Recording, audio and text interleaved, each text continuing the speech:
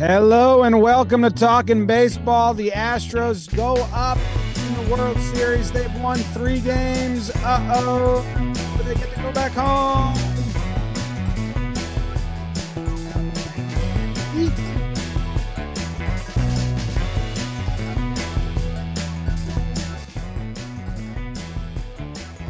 Hello and welcome to Talkin Baseball. My name is Jimmy. I'm sitting here with Trev and Jake and BBD producing in the corner. It's brought to you by SeatGeek. Code JohnBoy. Playoffs get you 10% off any ticket, whether you've used the code before or not. The Astros win the pivotal 5th game. They need to win one more, and they get to go back home and try to do it for game 6. And we got a good 5th game. I mean, I think a lot of people are talking about how this World Series has been really good because there's been some historic stuff. But I think really game 1 and game 5 have been the most complete good games. And I'm excited to hear you recap that for us, Jake, in the fashion of a burn. Let's just get right to it. A pivotal game 5 in Philly. Kate's hubby Justin looking for his first World Series win for the Astros as Thor and the Phillies would try to Ragnarok their way to their 3rd win in this series. Top one, Jose Altuve leadoff double and a little E from Marsh. Look at the side of this kid's Pena. Jeremy with the RBI single. 4 pitches in 5 minutes removed from Meek Mill and the Philadelphia Fanatic on a quad in the outfield, and it's 1-0 Astros. But what a beautiful sight for Philly fans as Schwarby Parks won. 1-1 after the leadoff big boy goes Dong City. It stayed that way until top 4. Jeremy tried to seduce me. The kid does it again as the Astros take the lead. They tried to sneak one more out of Noah. Justin Verlander survived, got out of a bases-loaded jam at that Castellanos at bat. 5 innings pitched, 1 earned run for him in the 8th. Jordan gets the RBI ground out. It's 3-1. I don't know. Gene Segura with the RBI single. We got a runner on 3rd, less than 1 out. Oh no. Presley puts them down. Houston takes game 5 3-2, and they take the series 3-2 in Philly. Oh my. Eek. That burn. Brought to you by Rapsodo. If you like baseball, one, you've come to kind of a good podcast named appropriately for you. Also, maybe you want to coach it, or you have a kid that wants to, further his baseball career and you want to get more into the data. Rapsodo will do that for you. And they're giving like a legit discount. If you're a coach, you got some little leaguers, you build a batting cage in the woods in your backyard in Connecticut, and you want to like dial it up with some cool tech. Rapsodo.com/JohnBoy. You will receive a special discount up to $1,000 off for the hitting and pitching 2.0 units. This gives you the pitching velo, the spin rate, the exit velo, all the information that you need to get better.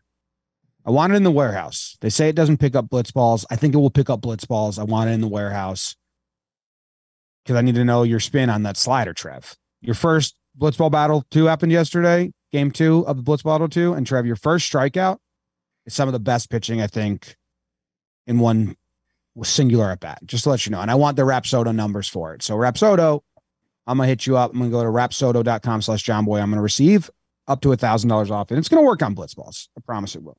Thank you for that compliment, James. I dominated that game last night. Well, Joe's got 2 hits off you. I was a little rusty on the mound. I hadn't picked up a blitz ball since I was sprayed with champagne in the warehouse. The first blitz battle.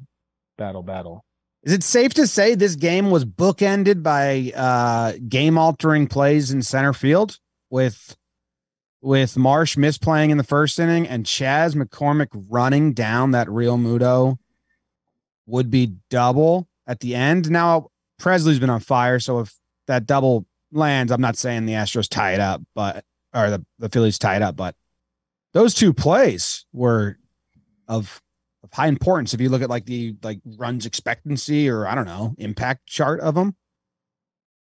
We were talking about that before. I mean, I think this is more of another way that the Astros just kind of dominate baseball in all facets. Like they're just able to do things. Like defensively, we don't ever talk about how good they are. You know, if you look at the DRS stuff around the diamond, like they're just good. They're better than other teams at it. They position better. So Marsh, I don't think could get to that ball off the wall. So you can't really fault him for that. Yeah, he booted it and allowed Altuve to get to third base, but Pena gets the single anyway. I know the infield was drawn in, but or were they drawn in at that time? I forget. Yeah, they were. So I mean, you can't really fault him there. I think really it's Mancini's play, and then McCormick going up and getting it, and you just tip your cap to both of them. I mean, Mancini's was really interesting because earlier in the game or in a different game, like he probably wouldn't be playing no doubles in that situation, and that's what he was doing. Running on first base, you're holding him on. That's kind of what you do there in that situation. You don't even really get off the base. You just turn to the hitter because you're guarding the line the whole time. And Schwarber smoked that thing. And that ball kind of caught Mancini, but he got his body in front of it. He was going to knock it down no matter what. But that was the play that I gasped at. I think everyone did. It was and especially for him coming into the game late, you know, coming in for Gurriel. Like, yeah, if Gurriel makes that play, we're like, yeah, he's a Gold Glove guy. Like he obviously, but Mancini coming into the game late, like the slow-mo kind of reaction was pretty cool. But again, the Astros they can do it all, man. Homers, timely hitting, defense, pitching, whatever you need, bro. I mean, baseball-wise, this game was as even as you'll see a baseball game. I think, you know, if we went through the top 10 pivotal moments, I think maybe 6 of them go Houston's way. But the only thing in hindsight that really gets my goat after it, because this was an awesome game. I was streaming with the We Got Ice boys, who, you know, they on the John Boy Media spectrum, you know, on the silly scale, they're ringing in a 10 out of 10. They were almost like nervous to be in there, like watching this game. But it was so good, and they ended up so locked in and talking. Hey guys, BBD here. Basically, We Got Ice Boys were nervous to do the stream. They did great. You, as a chat, did great. Go check out the live streams you've been doing all playoffs. Our recording software crashed during this, so that's the point Jake was making. And Syndergaard, they left him in too long, and Jake is going to pick up at that point now. Was in this game to go 3 innings, and he kind of did his job. After the Altuve double that Marsh turned into a triple and Pena hit, which, by the way, you know, I think a lot of us were starting to say, like, oh, is Noah even going to get out of this first? He gives you 3 innings. He looks pretty solid doing it. They leave him in for one more batter to try to sneak the righty out of him, and Pena gets a hit, gets the homer, and then Connor Brogdon comes in, and he had the best outing for the Phillies, 2 innings, 5 Ks. So you deviated from your game plan just a little bit for one more batter. Like, Brogdon was up in the pen getting warm. He's got that changeup, so, you know, you're probably saving that for the lefties. But if you're going to get him up and get him in, and Noah Syndergaard did his job in this bullpen performance you're looking for. He's only thrown 3 innings once this postseason. Everything else has been shorter.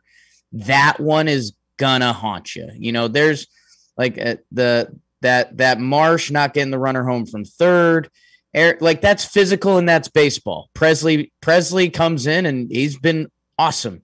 You know, McCormick makes that catch. Mancini makes that play. The one that would just absolutely be sickening with me today would be sending Noah back out there for one more batter. But that's part of the Philly trying to push and get everything out of their pitching. That's the pressure it puts on you. And I think that's the difference, man.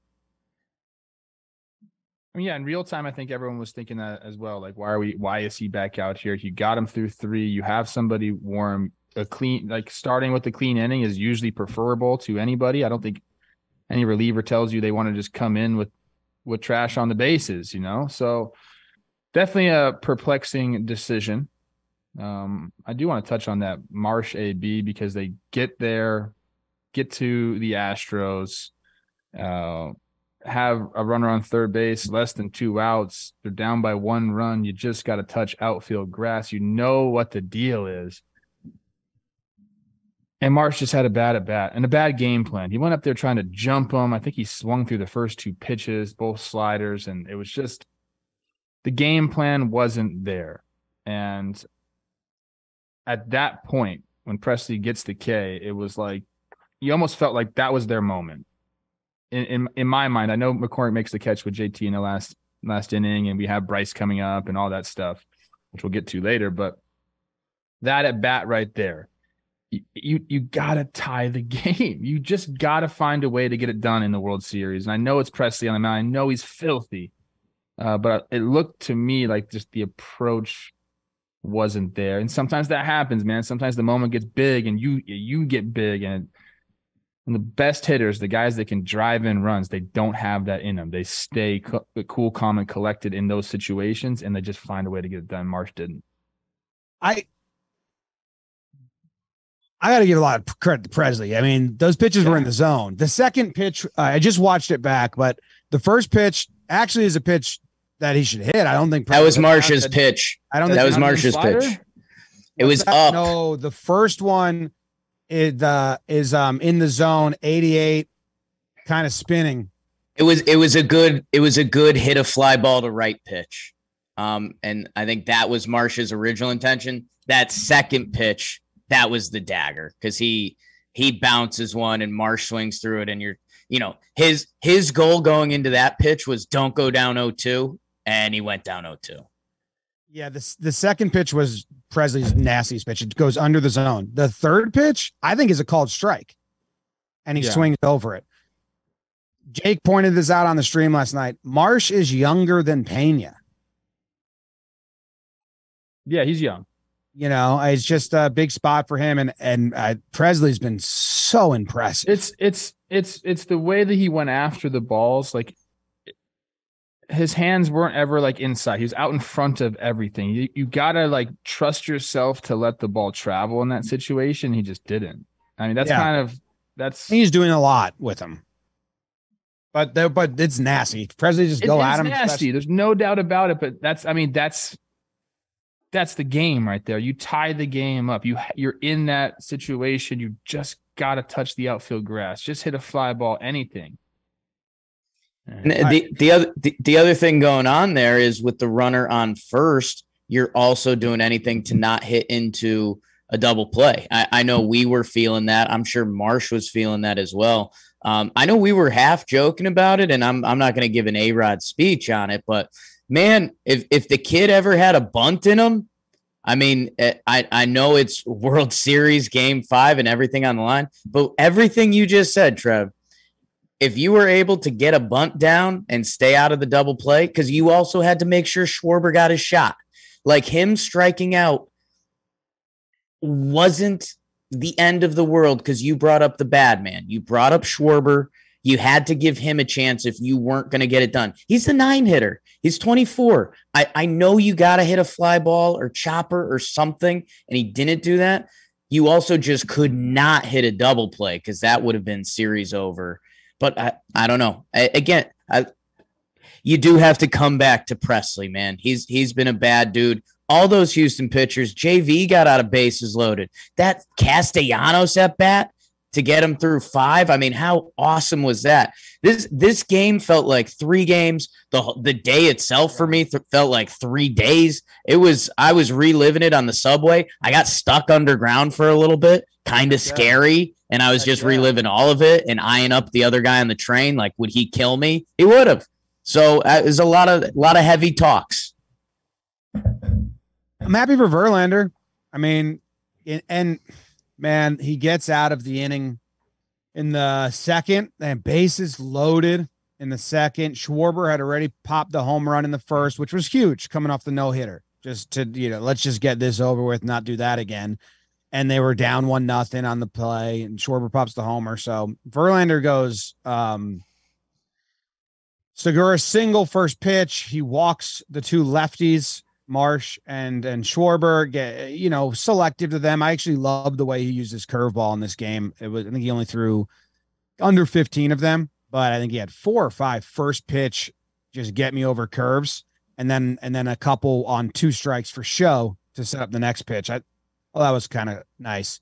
But that Hoskins at bat to strike him out with the bases loaded there. I mean, that was a little bit of the game. I turned to Katie, my wife, who's on the couch with me, who doesn't give a shit at all. And I said, hey, this is a big at bat. And she said, oh, I don't care. I said, okay, I'll watch though. She was in the chat last night. She was. Yeah, I fell asleep early and she was in the chat, like being super weird. Yeah. Don't do that. Embarrassing. Real weird. Yeah. Okay. That runs in the family, huh? Well, except for James. Nah, he's fucking weird. Yeah, he is weird. I like it in a good way, though. Yeah. Yeah. But that I felt happy for Verlander. I mean, I hate the narrative of like, guy stinks in the playoffs. Because the better you are in the regular season, the easier it is to get that narrative in the postseason, when you're that next level of player we always talk about. So the whole he's never gotten a World Series win, at least that's can't be said anymore. And that Hoskins at bat, it was interesting because this is the second inning, and he got jumped by Schwarbo, and he's heard all those conversations recently. And you've got bases loaded, Reese, and man, getting to the emotional side of baseball, like Justin Verlander staring at Reese Hoskins, knowing that if he throws one meatball, like a lot of his legacy, people would always throw that in his face World Series wise. I knew he was going to get nasty on Reeser. And he ends up punching his ticket on that final slider, which that slider he found that those curveballs to start off at bats and a couple finishing ones were nice, but that kind of 90-mile-per-hour quick down slider is really what got him through the rest of this game. That was kind of his win pitch when he needed a big one. And man, that Castellanos at bat was so good, and good for JV getting through the 5. Well, that slider, he said that the rain out helped him because it allowed him to have a bullpen session in between to tinker and work on stuff and build up the arm or whatever he needed to do. Maybe it was help with that slider, but he said that the rain out helped him. So, Phillies were enjoying that. Ended the Castellanos at bat, right? What's that? Yeah, it wasn't a great one, but it worked. What I was saying it worked. Castellanos battling up there. I think it ended up being a 10 pitch at bat. Really good at bat. He ended up taking some good pitches down and away, but he gets there and he's battling.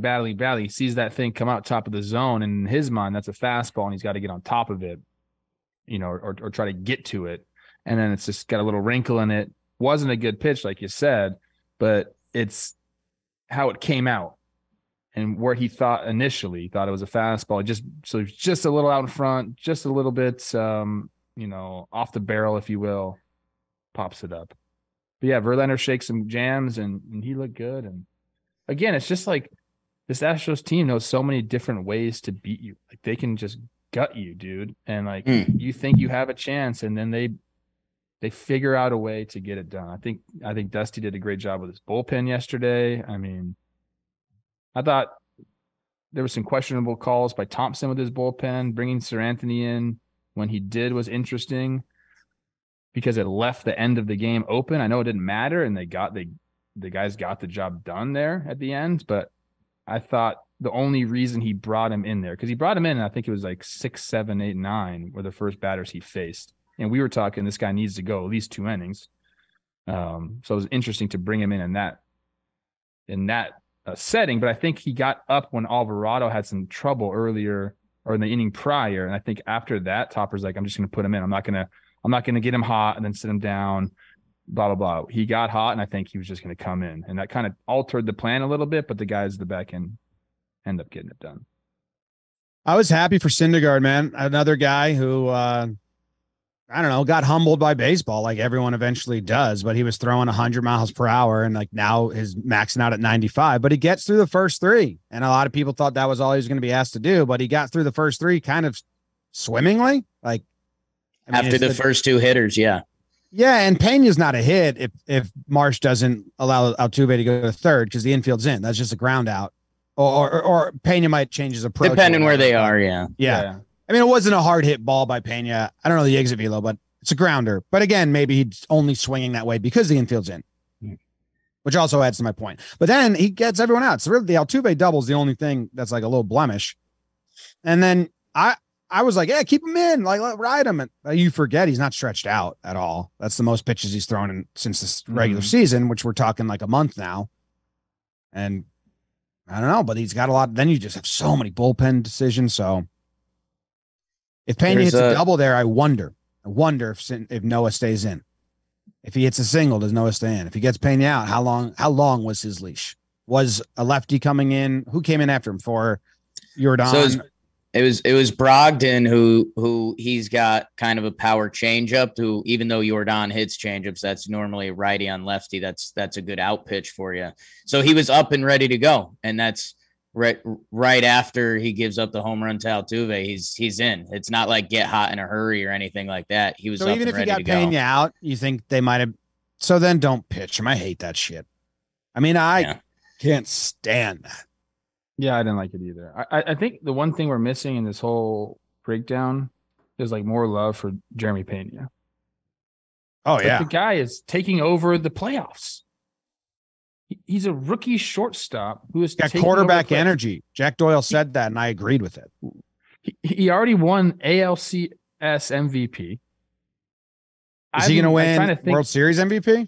I'm trying to think of like who's in the lead here, but the game he had yesterday was incredible. He was responsible for all of the runs. I mean, he gets the RBI single in the first. He gets the solo homer there off Syndergaard in the fourth inning. And then he's got the Jose best Altuve on first base and running. He shoots the hole and gets into third base. Like, he's got the best. And it really looked like he tried to do it. Yeah. He's got the best offensive stats right now on the Astros. Best, like, slash line every category. He's got 8 hits, which leads them. 2 doubles, 1 homer, 3 RBIs. And Tucker's got more he did RBIs in the wild card and more homers. round to get Jordan up, those at bats he had. So he's just been really going the whole playoffs or whether not the wild card. I mean the division series. Sorry, the division series. He has those great at bats. There's no award there, but I guess Jordan probably would have got it there. But then the ALCS wins the MVP. He's in for me. It's win the World Series MVP. For me right now, it's between him and Presley for my World Series MVP for the Astros. I like that. Which is something they can put on their job resume. Yeah. On LinkedIn. Yep. I need to get That's on a LinkedIn. sponsor of today's show. That'd be cool. Like baseball players have LinkedIns. Do you ever know that? You can go search that, and it's kind of interesting. They have like, do you have one, Trev? No, I don't. I'm going to get one now. We're going to be like active MLB players have them in there. It says like employee of the Angels. Like what? Why do you have this? Smart. Hey, people can reach out to you with business opportunities, right? Yeah. We're going to be talking a lot about MLB people looking for jobs soon, because we might be a game away from the off season. And man, even some of the jobs we talked about a lot this year, we still haven't really talked about the Chas McCormick catch. We talked about Houston center field a lot this year, and would they get a guy, or do they? It looks like they had the right guy and the right job for them. So Houston, they've used LinkedIn the right way. That's exactly how they acquired Chas. LinkedIn Jobs helps you find the qualified people you want and faster. Post your jobs for free at linkedin.com/talkin. That's linkedin.com/talkin. Post your job for free. Go check out LinkedIn. I guess it is Chas. Man, and that's one of those. So the Castellanos at bat, the McCormick catch. This game 5 was massive. It's a World Series game. They all are. But if you're Phillies, you win, and you got 2 games to win a ball game and win the World Series. If you're Houston, you're going home with 2 chances to win at home. That, we were going to have the signature moments from this game. like this was going to be a huge leg up to winning your team the World Series. And that Chas McCormick catch, man, the way he spells Chas, I think some people are up in arms about that. But how just the inches of baseball. Real Muto puts an awesome swing on Presley, who's been really tough to square up. Right center field.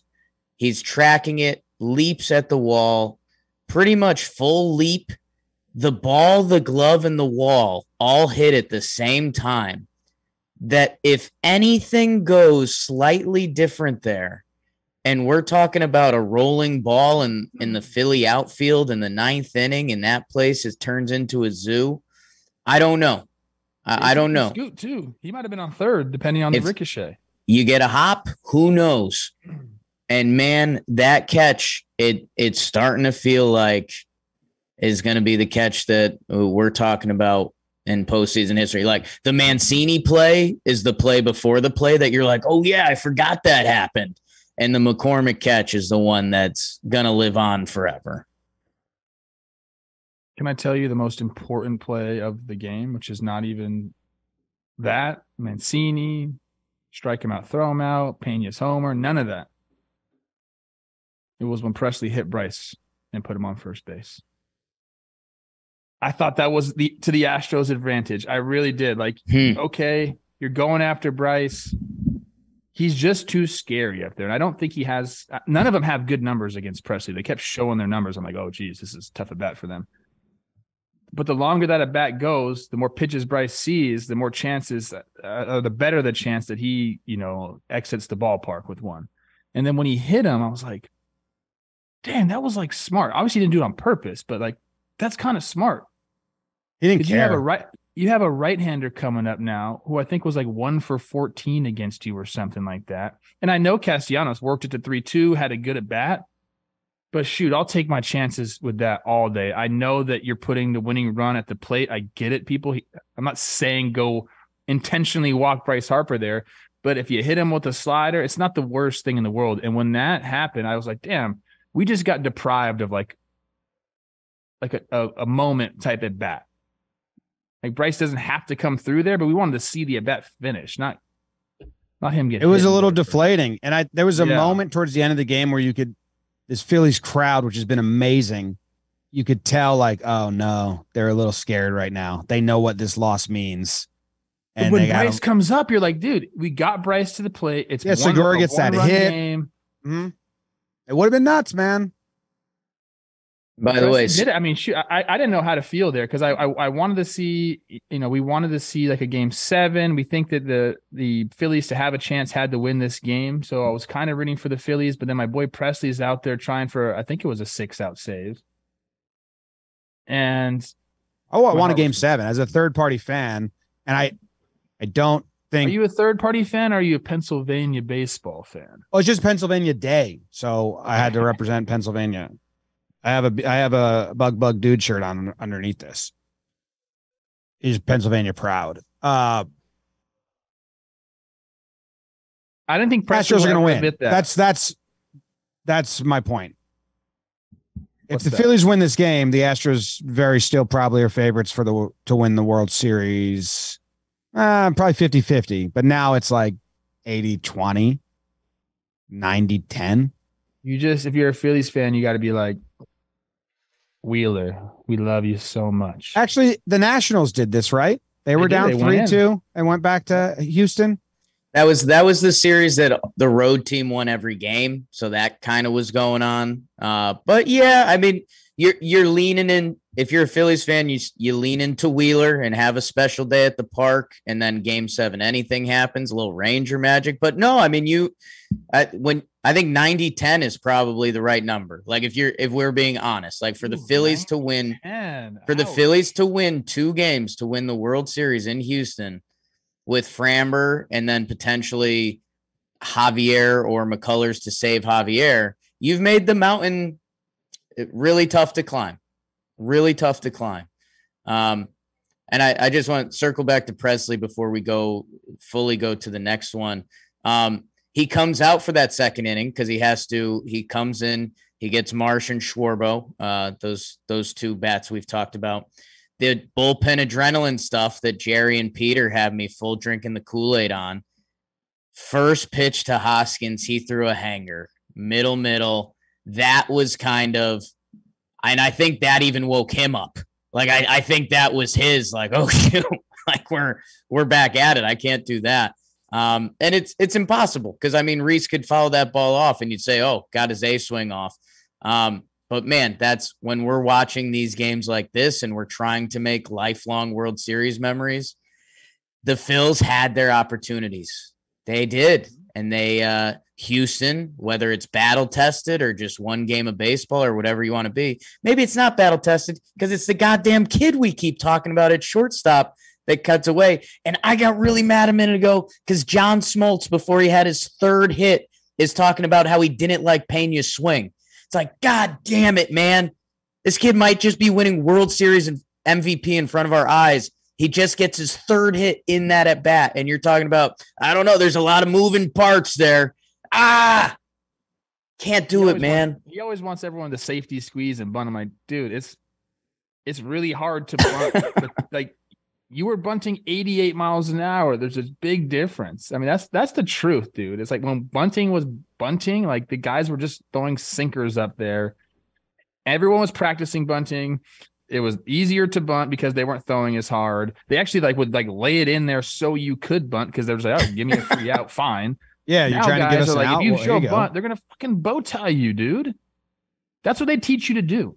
They teach pitchers, go up and in if they square around the bunt because you're going to get someone to pop up. And that's scary. Yeah. Fuck, man. Anyways, Pena, before we move on. Yeah. At the beginning of the season, Carlos Correa exits, goes to the Twins. Everyone's like, what are they doing? What's going on here? And there were rumblings. And we don't trust rookies typically. There's very few rookies that were like, okay, you're going to come up and do well. But they kept saying, and I mentioned this to C. Rose, they kept calling this guy a star and a superstar. And I was like, C. Rose, I know how we feel. I don't trust. They're all slapdicks until they ain't. Shout out Blake Snell.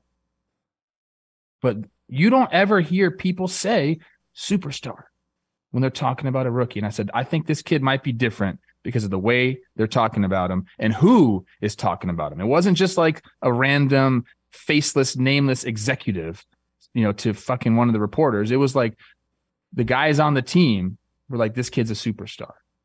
And, there have been times when I see someone like Matt Chapman, I'm taking ground balls and I see this dude, I was like, this kid's a superstar. And sometimes their players are just different. They knew what they had, man, which is awesome. Well, and they gave him the bubble wrap of all the studs around him. You don't have to carry the torch, so don't feel the pressure. And then that allows him to carry the torch and be like, don't worry, I got it. Like, because I know that if I don't, one of you would do. And it's a good environment. He's got excellent leadership winning, all around him. Winning breeds winning. Yes. In an age where we're trying to lose to breed winning. Dude, I mean, think about a rookie shortstop being able to saddle up with Jose Altuve every single day. We're going to go take ground balls together. We're going to roll them. You're going to be my guy. I mean, Altuve is a model of what you want in a franchise leader. He really is.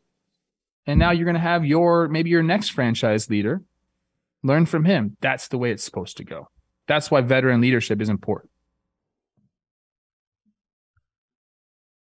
Yeah. What do you got for game 6, Jake? No off day, no travel day. No, there is. There's no game. It's today. So we got you at home. Like I just psyched everyone out. I was like, wait a minute. I thought the rain delay took that away. No, they pushed all of it. It's wheels up. Which, hey, Zach Wheeler, your FIP king for the past couple years. Peter Moylan was giving passionate speeches about how he should have had the ball in game 1 instead of Nola. But, I mean, that was some arm rest stuff like that. Hey, you get the extra rest with this off day that we just goofed and gaffed on you guys. But Houston also hit him in that first game. So We'll see. Framber's out there on the other side. You think that guy's going to care about anything? I mean, he is going to be putting on a gladiator exhibition. Like he is going rubbing to be everything on his. He should change gloves every inning. He's going to be literally old school Coliseum. Like, oh, strike you out, turn to the crowd and like praise me. Like, you want more? Another curveball again. So we'll see what the Phils have in him. I mean, we know with Wheeler and the Phillies, they can win one game. It's just hella daunting, yo. Oh yeah, just shoving curveballs down their throat. Can you imagine? It's that nuts. visual? Just one more. Trev, have you seen? Have you seen? What dumb way to start what I'm trying to say. Yeah. The Schwarber swing against Presley, where to me it looked like he was sitting curve and swung huge at it, got curve, still missed it. And then last night, Did he pull it foul? That one? no, He like dropped to a knee. He like Oh, yeah, tomahawk yeah. dropped to a knee. Because he slowed it down a little bit. So, but that looked like he was hunting a curve, got a curve, still missed it. To me, Yeah, I mean he's good. He's good with that. Schwarber like has good core strength. You know, like he's able to stay centered. So like that first pitch he got, I believe was the first pitch he pulled foul and he was on. yeah. And then that one, it looked like Presley just took a little bit more off. So he's there and just trying to wait a little bit. And he goes down to the knee to even hold him back more. But We've seen that a lot. We've seen that with Framber too, where like these guys are like, I know the curve's coming, and these curveballs are so good, they still can't hit it, which is wild to me. Usually, if you're sitting curve, MLB players can hit them, you know, but these guys' curveballs are so sharp and tight, and like fucking You just don't know how to forceful manipulate downward. them, dude. They just like it turns into 3 different pitches. When a guy has a good feel for that pitch, for like a slider or a breaking ball, whatever, they can just manipulate it because they fucking have these cameras. Don't get me started on the tech. Get me started on tech. We're not going to learn how to throw a pitch in one bullpen and brought it into the World Series. Found a slider. If you like mixing technology in baseball, play MLB 9 innings. It's Jake's favorite game and Nikki Cass's favorite game. Zoe downloaded it last night. He is now in the tangled web of the MLB 9 innings 22 crew, as we're calling ourselves. Nikki Cass and the live chat. It's been funny. I mean, we've been streaming games for 3 weeks with them. So we got some people that are like balling out in there. They're having a blast. So I always had a good crew last night. It was a good squad, man. I mean, I genuinely, the Ice Boys were a little nervous because they're like, I'm talking about the chat. You guys were all right. The chat was great. They were okay. Well, yeah. No, I was getting there. Okay. That they were nervous because, you know, they were following Jerry Blevins, SNY, Trevor Plouffe, the best baseball show in the world, Peter Moylan, Braves broadcast, Farm to Fame, Shea Station for those guys as well. And they were like, are people going to receive us well at all? And I was like, you know, have fun, watch the game, and you guys are going to be good. And the chat was awesome. And the chat's been awesome, like all postseason. So thanks to everyone that's been tuning in and playing MLB 9 innings 22 with us. Game 6, not tonight. It's Game tomorrow. 6. There's no off day. Psych. Who's streaming? I don't know if I'm going to be able to come in because I got the birthday party. I want to, but I will feel the waters. Fly me in. Let's go. We'll see. Give Might me have a bird. to call Joe's out of the bullpen. We'll see. If it goes game 7, I'm there with bells on. Literally, it's going to be a sound audio nightmare. Is it going to be Philadelphia Day or Pennsylvania Day or Pittsburgh Day or not? Could be whatever. I mean, whatever team sends me merch. Okay. Phillies gave me this shirt. I'm going to Houston. Going to Houston for the parade, baby. What's the back of the shirt say? It's blank. Yep. Just a tag. That's how new it is. Phillies, See? it says Phillies with runners in scoring position. Phillies could personalize it. Jig socks. Oh wow, Trav, that's rude. My My prediction was Astros in 6, so I'm smartest guy in the whole world. Bye. Astros in 7. That was the worst jersey reveal ever. I know. I knew it was gonna be. Nothing with 2 tags? I knew it was nothing. They send it to me. Nothing. Weird send. Jake sucks.